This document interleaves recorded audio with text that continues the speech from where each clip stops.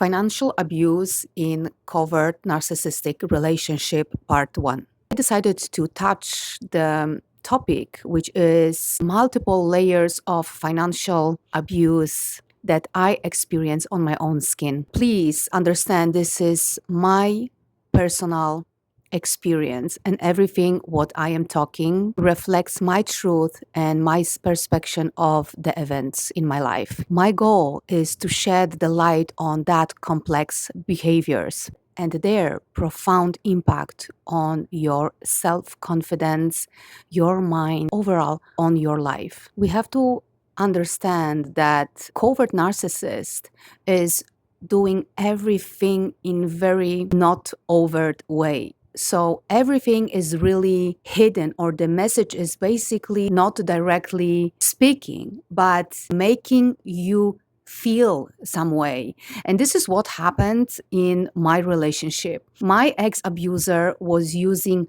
multiple layers over years of financial abuse. This person very carefully did their research at the beginning of the relationship. And you have to understand that narcissists, especially covert narcissists, they are master manipulators.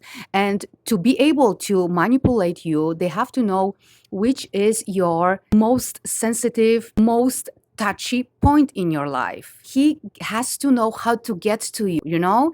And I remember that my ex-abuser was asking me a lot of questions at the beginning of our relationship. What is important for me when I moved to Canada? And this is very interesting because number one point, I said financial independence. So the things that he was doing along the way was actually making me less and less independent, and in not very direct way. So there are multiple ways that covert narcissists can proceed with financial abuse. And one of it is controlling finances, controlling spending of finances. You might not have access to all bank accounts, to money. You might have only some kind of allowances to spend that is not enough. They might try, by withholding the money, they might try to drain your savings. And that's what actually happened to me. I moved to Canada and I decided to proceed with a 3-year study. So I was studying from 10 to 12 hours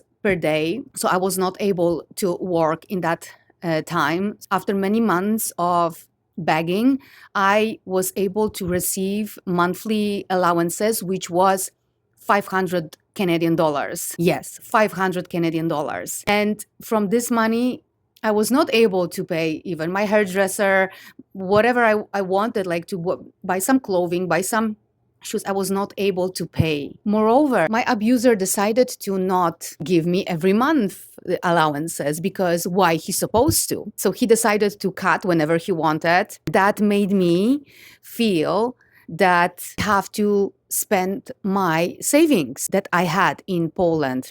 His goal was to drain my savings. So I am not financial independent. I am depending on him. Another thing that covert narcissist is doing is they are hiding their assets. They will not tell you exactly how much money they made and how much money they are putting on the side. Of course, you don't have access to any bank accounts. The next example of financial abuse is they are expecting for you to justify even small expenses. They want to have control over your spendings. They want to know why and what you are buying. They want you basically to explain everything, not just to control the spendings, but it's also because they want you to feel shame and guilt when you spend their money. I'm saying their money. Even if you are in marriage, it's their money. Everything what they are doing, they want you to feel confused and want you to feel constant anxiety around the finances, because that will make them feel more powerful. You feel powerless, but they feel powerful. They want you to feel burden, and basically they want you to feel responsible for the financial situation in the relationship. The goal is for you to feel isolation, to feel guilt, to feel burden, lower your self-worth, to put you in a chronic stress, to put you in survival mode, because when you are stressed,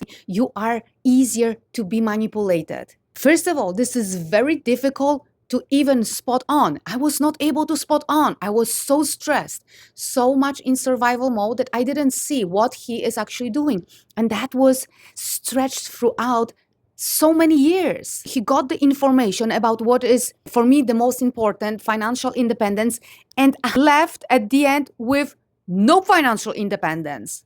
Do you understand? This is their goal. They want to have control over something what is super important for you. So you cannot exist without them. So you are financial independent on them, and then they can do whatever they want with you. Please share in the comments what is your experience. If you had something like that in your relationship, or you experiencing something similar, let's have conversation and let's educate ourselves and others so they can wake up and see their relationship in true colors. Thank you for listening, for watching me and supporting me, and see you in the next message. Bye for now.